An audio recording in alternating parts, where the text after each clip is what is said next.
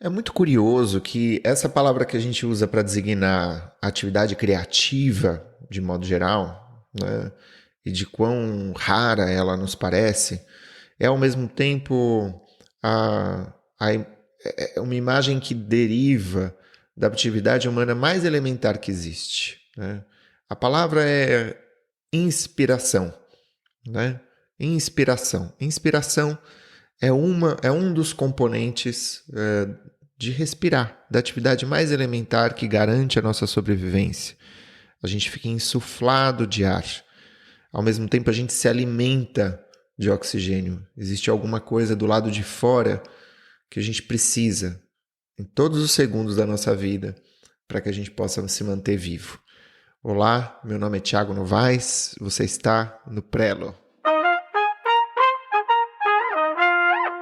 Fabuladores, confabuladores, digníssimos beletristas, sejam muito bem-vindas, sejam muito bem-vindos ao Prelo. É uma alegria estar aqui conversando sobre essas coisas que são as mais importantes para nós, das mais importantes, né? Talvez não as mais, mas das mais importantes.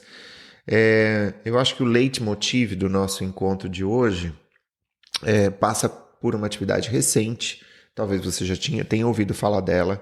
O canal Escrita Criativa faz 10 anos. 10 anos de canal Escrita Criativa, 10 anos em que eu coordeno oficinas online. Eu já coordenava oficinas presenciais antes, continuei coordenando oficinas presenciais, mas a diferença foi que, a partir de um certo momento, eu comecei a escrever, a dar aulas e a produzir um pouco, a criar um pouco essa escola, né?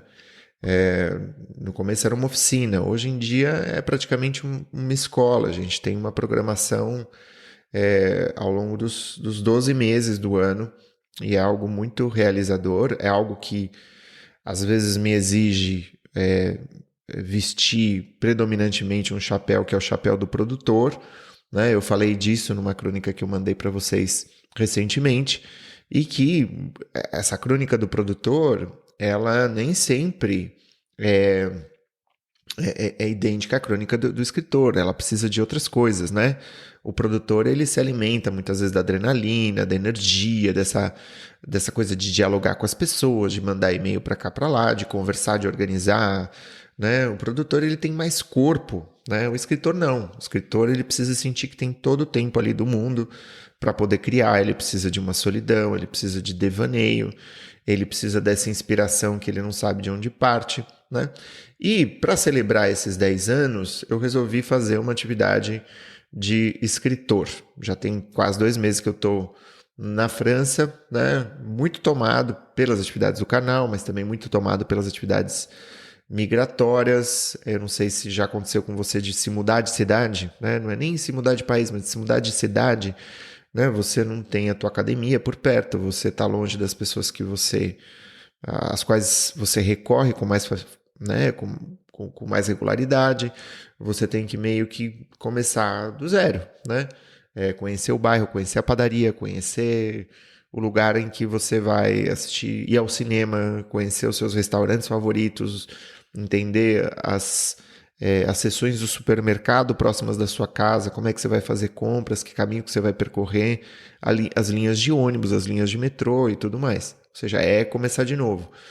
Eu não queria dizer que é uma coisa terrível, pelo contrário, eu acho super estimulante, eu gosto muito disso. A gente por aqui vai descobrindo como uma outra cultura come, como uma outra cultura vive o seu dia a dia. Eu acho super curioso, super interessante. Eu acho que tem parte desse trabalho que é etnografia, né? Antropologia, etnografia, que seja compreender uma cultura, né? Situar uma série de comportamentos que você pode achar curiosos, né? E a etnografia exige uma abertura, não tem nada mais.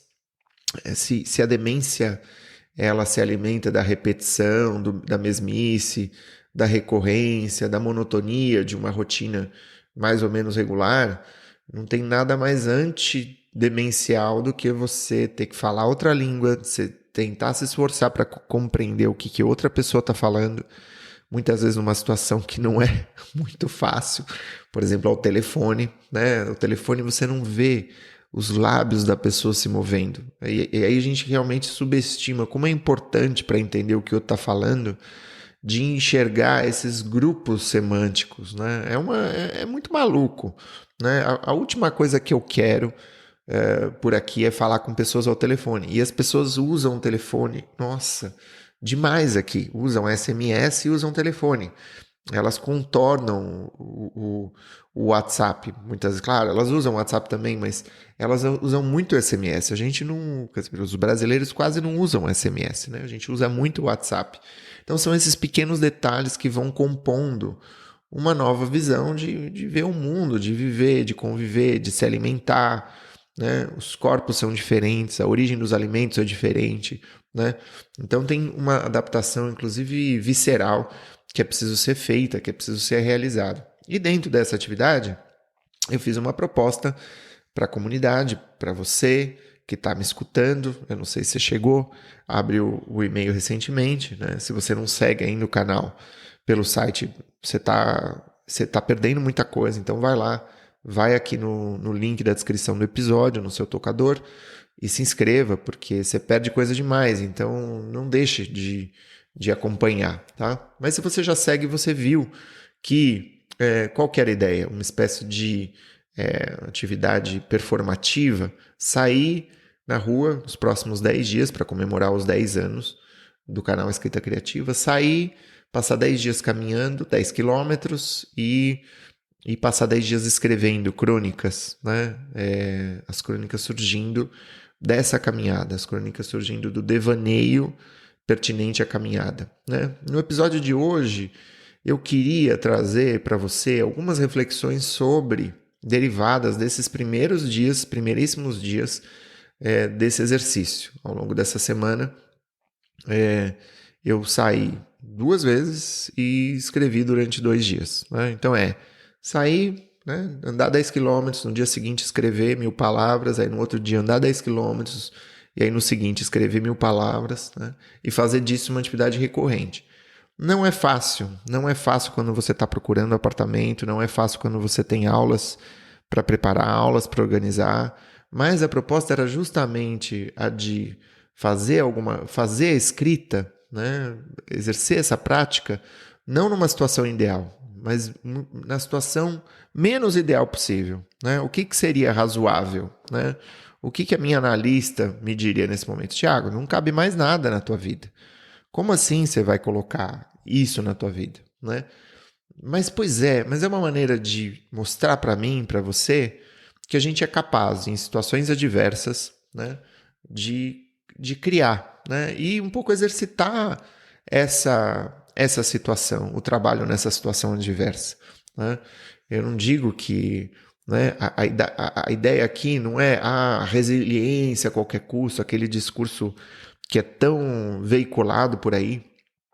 E não é isso, não é. Na verdade, é uma sensibilidade para o fato de que, se a gente for só apagar incêndio na nossa vida, a gente não vai ter tempo para mais nada. E muitas vezes a gente não vai ter tempo para as coisas importantes. Uma coisa é a atividade urgente, outra coisa é a atividade importante. Tem coisas que são importantes que não são urgentes.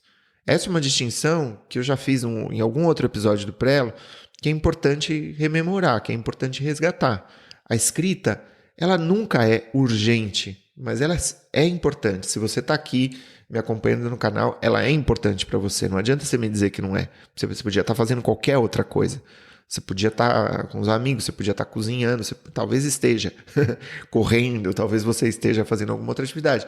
Mas é isso, se você está ouvindo esse episódio, esse podcast, dentre tantos outros que existem por aí, é porque, de algum modo, o processo criativo, a prática da escrita, da fabulação, da imaginação, né, esse estar com um caderno um caderno no colo, com uma caneta nas mãos, é algo que te constitui como pessoa, né, que de algum modo, é subjetivante, né, é uma forma de subjetivação. Formas de subjetivação. Essa é uma ideia da psicanálise, da psicologia e da sociologia, né, que designam todas as coisas que, de algum modo, são alimentos, são nutrição para o nosso ser, para nossa forma de ser, para nossa forma de estar. Então, por exemplo, para mim conversar com os meus amigos é uma forma de subjetivação, né? Quando eventualmente eu deixo de dialogar com um amigo específico que tem uma forma específica de ver o mundo, tem algo ali que eu perco dos alimentos que eu posso beber do mundo. Claro, a gente vai escolhendo. Na nossa vida, eu escolhi migrar, né? Eu poderia ter escolhido ficar próximo da minha família, né? Ficar próximo do meu pai, ficar próximo da minha tia. Em algum momento eu senti que eu precisava resgatar isso, que na verdade é um combate constante de estar junto, né? De estar nesse espírito de aventura. Do que a gente precisa? Você prefere pertencimento ou você prefere aventura? Você prefere adrenalina, excitação, ou você prefere calma, paz, natureza? Você é mais um sujeito da atividade cultural urbana, ou você é um sujeito que se sente, que precisa ouvir o canto dos pássaros, que precisa ouvir o rumor de um regato, de um riacho, que precisa dobrar, né, a curva de uma trilha, ver uma paisagem, enxergar o horizonte, né? É isso. E ao longo da vida, a gente vai precisando de coisas diferentes, né?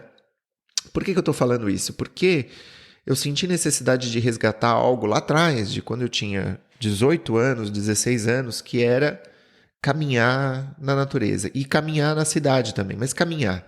Caminhar, devanear, né? Tinha uma época da minha vida, não tinha dinheiro. Eu viajava, sempre gostei de viajar muito. E qual que era a atividade mais barata, mais gratuita e que me permitia, vamos dizer, estar na cidade, absorver as coisas da vida, do mundo, aprender com o olhar, com a escuta? Era caminhar, era andar pelas ruas, né? Era percorrer muitas vezes as mesmas ruas, né? Era pegar uma trilha, era descer uma praia a pé. Já fiz isso muitas vezes, né? De ir para as Agulhas Negras, no Parque de Itatiaia, acampar com amigos. Era descer a Ilha Comprida, ali no litoral sul de São Paulo, com meu irmão, com outro amigo. A gente pegou uma lona curtida, uma lona amarela, e fez daquilo, a gente não tinha nem barraca, né? E a gente passou dias descendo, como um fogareiro, cozinhando, vendo as estrelas, ouvindo o rumor do mar. São essas atividades que eu sinto que, de algum modo, eu vou usar uma expressão meio tosca, mas elas dão um reboot, assim, sabe? Um pouco na alma, né? Eu senti a necessidade de silenciar um pouco, de voltar a um tipo de atividade muito essencial, né? E o que tem acontecido? Primeiro dia, aliás, antes do primeiro dia, a véspera desse projeto, eu tive uma insônia, eu fiquei muito ansioso, a previsão era chuva, não estava fazendo chuva, não estava chovendo nessa cidade de Lyon onde eu tô. O tempo era sempre bom, céu azul. Aí quando eu me proponho a fazer uma atividade na rua, de caminhar 10 quilômetros por dia, a previsão nos próximos 10 dias é chuva, chuva, chuva, chuva, chuva. E é o que vem acontecendo. Começou a chover na segunda-feira, a gente está conversando na quinta-feira e está chovendo pra caramba, assim. Não é uma tempestade, mas é uma chuva recorrente, né? É uma chuva bem molhada, né? E que, vamos dizer, perturba. Por exemplo, eu ia levar uma câmera, eu ia tirar fotos e tal, então perturba um pouco esse projeto.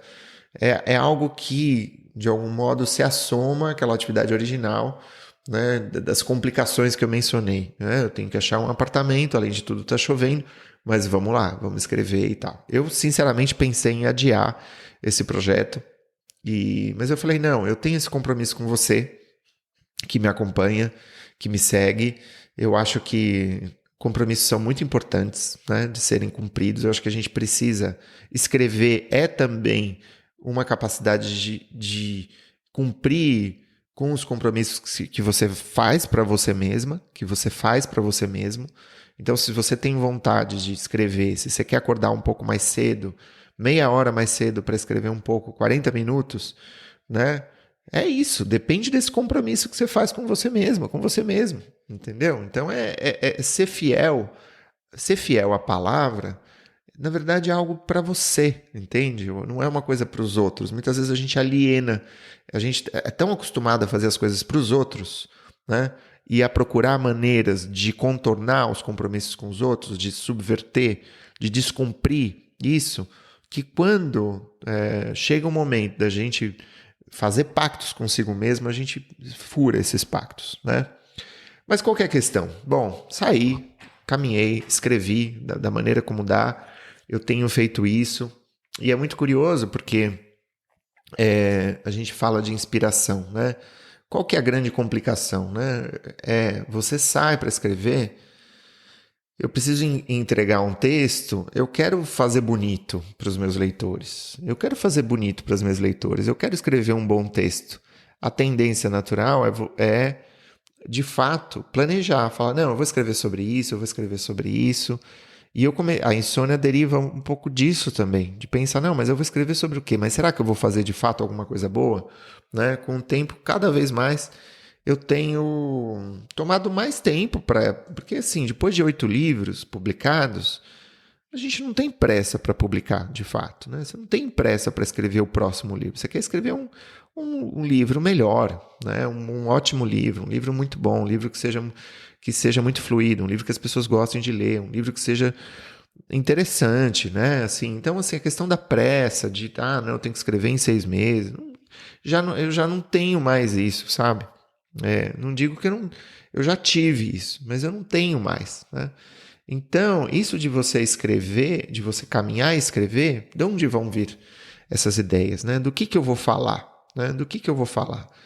Na antevéspera do primeiro dia, eu cheguei mesmo a abrir o meu caderno e escrever o tema de 10, assim, escrevi 10 assuntos ali. Eu escrevi 10 assuntos concernentes aos 10 dias da caminhada e eu fiz isso não para cumprir, né, com esses 10 temas, né, mas para ficar mais tranquilo em relação à própria atividade da escrita, à espontaneidade desse ato de caminhar e escrever. Né?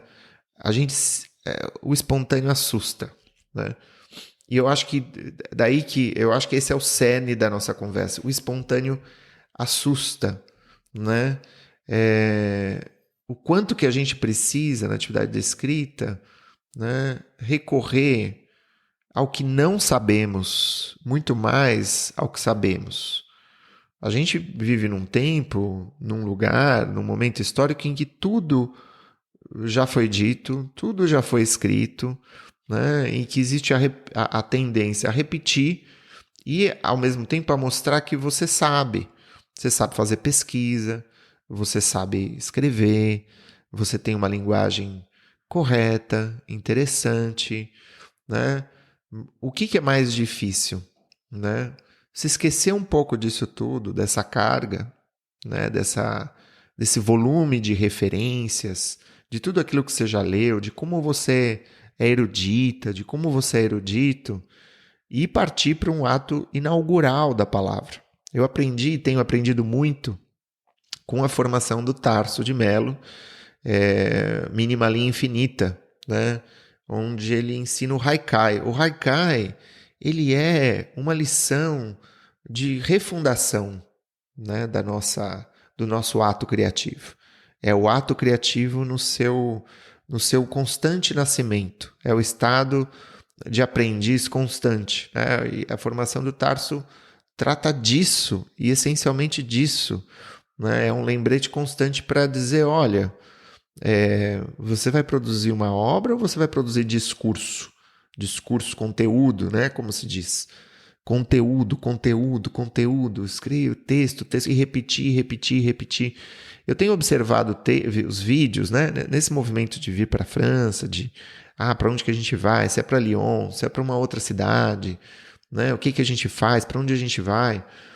A gente assiste muito vídeo no YouTube, né? De pessoas que moram por aqui e que dividem um pouco suas experiências em procurar um lugar para morar, procurar um visto de residência, né? Como é a vida. E tem um tipo de vídeo que é esse vídeo de viagem, que não só os brasileiros fazem, mas os estrangeiros fazem também, que é mostrar um lugar, tomar um sorvete, fazer um brunch, comer um pão, chocolate, um croissant e caminhar pela rua, e às vezes é um cara que está filmando a esposa, e a esposa caminha com uma trilha sonora que muitas vezes não tem nada a ver com o ambiente, rodopia, né? Abre os braços, existe uma espécie de script, e é um script repetido e repetido ad nauseam, né? Quando você começa a ver muito desses vídeos, você começa a ficar incomodado e fala, gente, por que as pessoas elas fazem sempre a mesma coisa? E é muito maluco mesmo, né? É uma grande pergunta, né? Por que que a gente gosta de discutir os mesmos temas? Por que que existe uma tendência cultural de debater os mesmos assuntos, né? Por que que a gente... de onde deriva a ideia de que a variedade, a diversidade temática não enriquece os temas que nos são pertinentes, né? Eu conheci pessoas que se interessavam por uma coisa só, né? Ah, não, me interessa. E as coisas eram importantes, eu não digo que não sejam, mas elas só se interessavam por aquilo, né? E às vezes eu ficava um pouco espantado, né? Eu sou um cara que, putz, eu gosto de ler história, geografia, eu gosto de ouvir ópera e música clássica, jazz e samba. Então, e eu acho que essas coisas todas conversam. E eu fico assim, nossa, por que não alargar esse diálogo? Por que não alargar essa conversa, né? E no ato de escrever crônicas para o meu público, né? São mais de 60 mil pessoas que me acompanham todas as semanas, né? Que se inscreveram voluntariamente para acompanhar a discussão sobre literatura, sobre publicação, sobre escrita, seja pelos e-mails, seja pelo Prelo, é muita gente, né? É muita gente. E é uma questão, assim, de pensar assim, como que eu faço para mostrar que tudo mais é interessante? Como que eu faço para mostrar que, muitas vezes, a Susan Sontag, né, uma grande pensadora, né, estou usando um exemplo, Susan Sontag, pode ser o James Baldwin, pode ser sei lá, enfim, o Césaire, né? Pode ser Frantz Fanon. Por que será que o próximo muitas vezes é mais interessante do que o distante? Né? Por que será que a gente tem uma tendência a, sei lá, falar mais da Tati Bernardi do que da Susan Sontag, por exemplo, sabe? E para mim é muito curioso, mas é claro, eu venho de um contexto em que eu comecei de novo em muitos lugares diferentes, muitas vezes, né? Então, de fato, as minhas raízes, elas estão muito espraiadas, né? Estão espraiadas. Então, tem coisas que me seduzem, vêm de outros lugares. E aí eu tô aqui nessa atividade de escrever pequenas crônicas. E aí, e quais são os repertórios possíveis das crônicas? Bom, primeiro, eu falo de um lugar, né? Eu vou falar, então, da minha cidade, onde eu tô, das suas raízes, do seu histórico de romano, Império Romano, as ruínas do Império Romano. Eu vou falar de como eram as ordens religiosas aqui na costa de Fourvière. Eu vou falar do relógio astrológico na Catedral de Saint-Jean. É uma possibilidade. Curiosidades, as sociedades secretas, né? Falar de coisas impressionantes, culturais que eu vi. Enfim, aí eu posso falar, isso é uma coisa, é um tema, sabe? Eu falo desse tema. Eu posso falar do processo de escrita, que seria talvez o meu caminho mais fácil, porque você está inscrito num canal de escrita, né? Mas seria muito fácil também falar de escrita, né? E ao mesmo tempo eu não sairia de mim mesmo, eu ia ficar andando por uma cidade e você, lendo minha crônica, só observaria uma paisagem puramente interna, subjetiva, interior. Claro que tudo é subjetivo, eu não estou entrando nessa seara, mas você ia ver pouco do lado de fora, né? O que é problemático também. Um terceiro tema, né? Eu poderia falar sobre a experiência migratória, que é alguma coisa que tem me tomado de uma maneira até violenta, porque diz respeito a vencer uma barreira linguística, cultural, burocrática, né? E nos deixa numa situação muito vulnerável. O migrante ele é muito vulnerável, né? Ele se sente muito exposto, muito assustado, muito acanhado.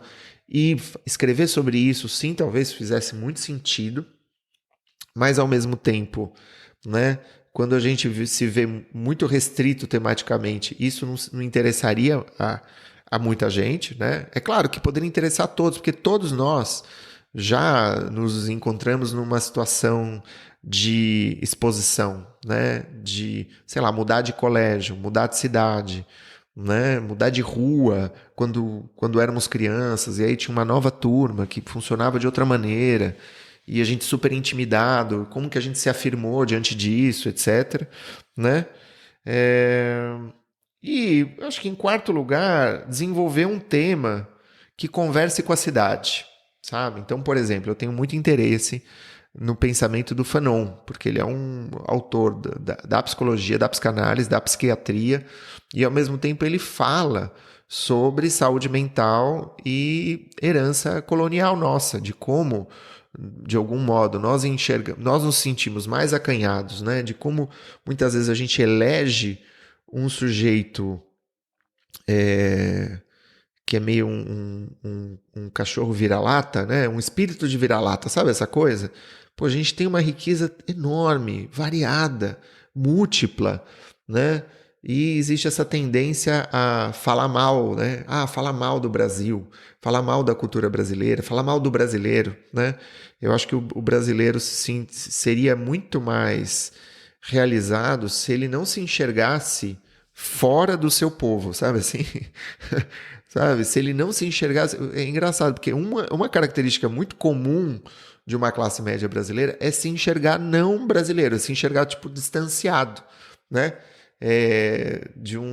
E ver vamos dizer, a tendência maior como numa totalidade, ou seja, não, a maior parte dos brasileiros gosta de futebol, gosta de churrasco, gosta de samba, né? Só que não é todo mundo que gosta disso, né? O Brasil ele é múltiplo e é poder valorizar essa diversidade, né? A gente fala tanto de diversidade e pratica ela pouco, né? Em termos assim fenomenológicos, né?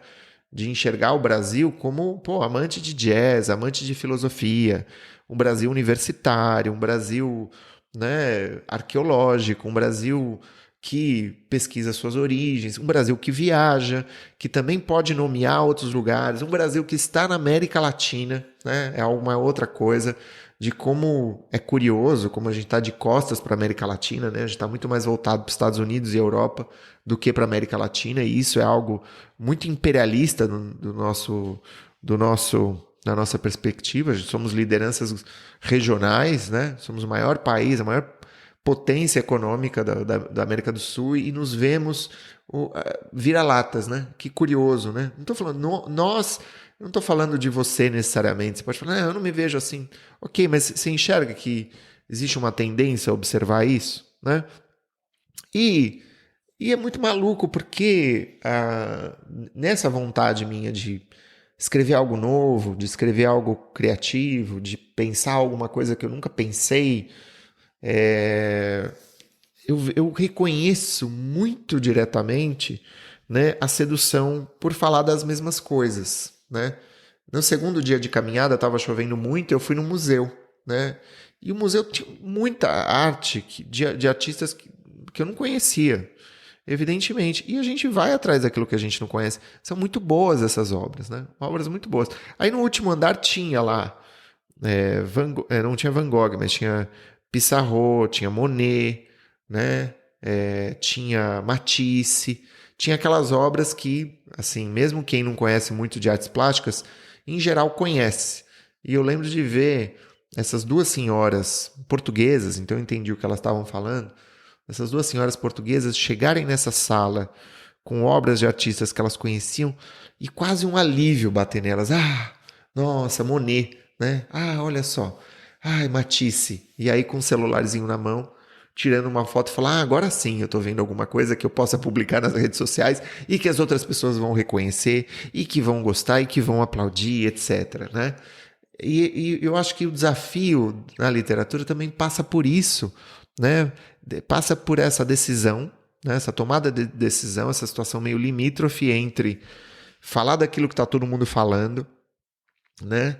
Poder, vamos dizer, inaugurar aquilo que é novo, que é singular, que a princípio você não conhece, e confiar nesse leitor, nessa leitora, no impulso de curiosidade do leitor e da leitora, de quererem saber de algo que eles não conhecem, né? Eu aqui todos os dias vou aprendendo coisas que eu não conheço. Sei lá, uma ordem religiosa que se opôs né, a Igreja Católica, que foi vista como profana, né, durante muito tempo, embora eles fossem cristãos, e só que eles tinham uma filosofia de mundo muito que tinha a ver com uma origem laica medieval, ou seja, interessantíssima, né? Que tem muito a nos ensinar e que conversa muito com o presente, em muitos sentidos, sabe? Então, ao mesmo tempo fala, não, mas como que eu consigo dizer isso? Como que eu consigo apresentar essas coisas de modo a vencer essa inércia temática, né? Essa tendência das pessoas a procurarem sempre os mesmos temas, né? A procurarem as mesmas histórias, não é? Eu nesse museu, por exemplo, eu entrei nesse museu, a primeira sessão era Grécia, né? Desculpe, era Egito. E aí a primeira coisa que me vem é assim, puxa vida, os europeus pilharam todos os países do mundo, né? E reuniram tudo isso. E como que, né? Como falar disso hoje, né? Com essa consciência? Como escrever sobre passear num museu na Europa a partir dessa consciência e não apenas dizer isso, sabe? Porque uma coisa é o pertencimento. Não, vou falar isso e eu vou, né? As pessoas vão me reconhecer como um sujeito crítico, como um sujeito ilustrado, porque eu estou antenado nessa discussão, né? E é engraçado porque aí eu saí da sessão do Egito, né? Parece um pequeno Louvre, né? Tem muitos museus na Europa que tem uma seção egípcia, os sarcófagos, pequenas estatuetas. De fato, os europeus pilharam o Egito desde Napoleão, que os caras vêm pilhando o Egito, né? E aí eu fui para a seção Europa medieval. Eu falei, ufa, né? Lugar de fala, eu posso falar disso.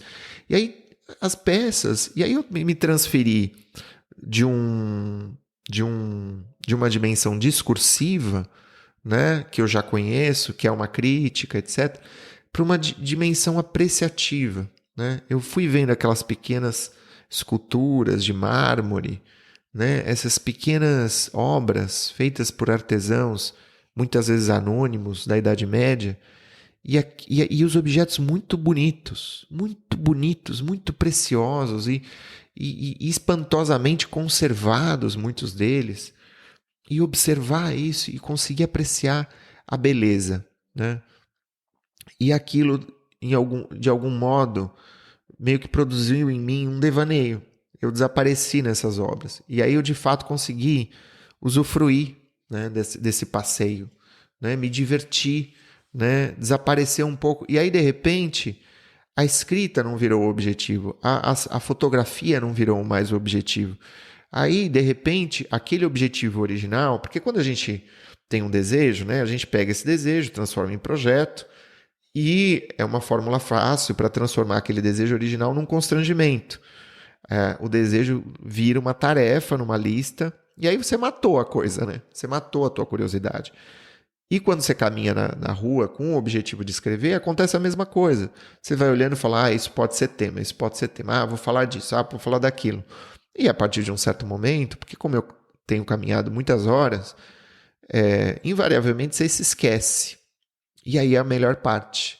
A melhor parte, né, e o momento mais inspirador, né, é quando você, de fato, se abre para o devaneio. E o devaneio tem a ver com uma gratuidade, tem a ver com um ato desinteressado, sem um objetivo específico, né? E aí você olha, esse olhar, aquilo que você viu, estimula um pensamento, esse pensamento estimula um afeto, né, que provoca um outro pensamento.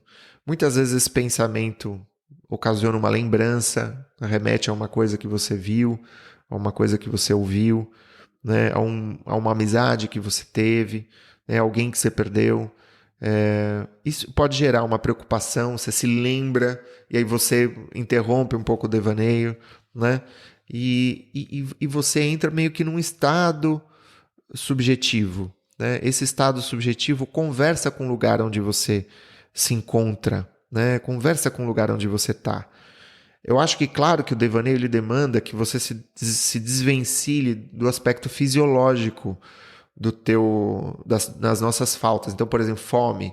Eu não consigo devanear com fome. Eu não consigo devanear cansado, com sono, tendo dormido pouco, né? Ou com vontade de ir no banheiro, né? Quando você está com muita vontade de ir no banheiro, você não consegue pensar em outra coisa, né? A coisa passa, de fato, por poder se livrar dessas necessidades fisiológicas imediatas, até das preocupações, e poder se esquecer, né? Em algum momento, nessas caminhadas, eu não sabia muito bem onde que eu estava, onde que eu me encontrava. Eu pude prestar atenção no cheiro da chuva, né? O rumor das crianças brincando numa praça. Aquilo me levou para um lugar que eu também não consegui nomear com muita facilidade. E não era o objetivo nomear, mas que era um lugar muito, muito feliz, sabe? Um lugar muito calmo, né? Daí deriva uma vontade de conversar com você, de fato, uma abertura para a beleza das coisas, né? E de abrir um espaço para o devaneio. O devaneio como uma não escrita, como uma não atividade, como uma não tarefa, como uma não missão, como um não projeto, né? Uma vez na semana, 1h30, 2 horas, sei lá, passear num parque, passear num shopping, passear na rua, passear no centrinho, né, da sua cidade, né? Ou seja, o devaneio ele pode se dar em muitos lugares, né? E poder simplesmente estar presente, sem propósito, sem finalidade. Essa é uma das atividades mais criativas que existe, porque elas são gratuitas. O devaneio ele é uma viagem no tempo. O devaneando, é interessante porque, de fato, o devaneio ele é um portal que se abre para outras fases da sua vida. Então, de fato, é o que eu disse. Muitas vezes você lembra de algo que alguém disse há 20 anos, há 10 anos, como se fosse ontem. E você se lembra e você ri daquilo, e você se constrange com aquilo, com alguma coisa que você fez, com alguma coisa que você sentiu, né? É um pouco como brincar com a criança, brincar com uma criança, brincar com a criança que você é e brincar com qualquer criança que você vê, né? Uma coisa é brincar com uma criança, curtir a sua companhia, né? A partir do momento em que brincar com uma criança se torna estimular as suas faculdades sensório-motoras, você perdeu. Você para de se divertir. A criança com certeza se ressente disso. Não é à toa que muitos filhos de psicanalistas e psicólogos se tornam psicóticos, porque esse pai, essa mãe, transforma a educação da criança num projeto, sabe? Num projeto cartesiano, né? Russoniano, qualquer ano, sei lá, qualquer coisa dessas, né? Construtivista, behaviorista, istasianos por aí, né? E eu acho que não tem nada pior, né? Não tem nada mais insalubre para nossa criação e para o nosso devaneio. Essas são algumas reflexões que brotam desses primeiros dias de escrita e de devaneio e de como não é isso, né? De como aquilo que é um enquadre aparentemente simples, elementar, você vai caminhar e você vai escrever. Gera derivações, gera conflitos, né? Nos coloca diante das coisas que são muitas vezes as mais essenciais, as mais elementares num ato de escrever, né? Você vai falar do que está sendo dito, né? Você vai entrar dentro de um sulco discursivo, né? De uma fenda discursiva, de uma trilha já aberta, né? Ou você vai tomar aquelas picadas de mosquitos, né? Ter a pele rasgada pelos espinhos, né? E ouvir o barulho desses animais selvagens que brotam da inspiração no interior, no âmago, no útero do devaneio. É isso. Se inscrevam no canal, se inscrevam no Prelo, não deixem de curtir o episódio, de dar 5 estrelas e a gente se vê no próximo episódio. Um grande abraço. Mais uma vez, se você não está acompanhando as crônicas das quais eu estou falando, eu estou deixando o link aqui na descrição do episódio, tá bom? É isso, um grande abraço e até mais. Tchau!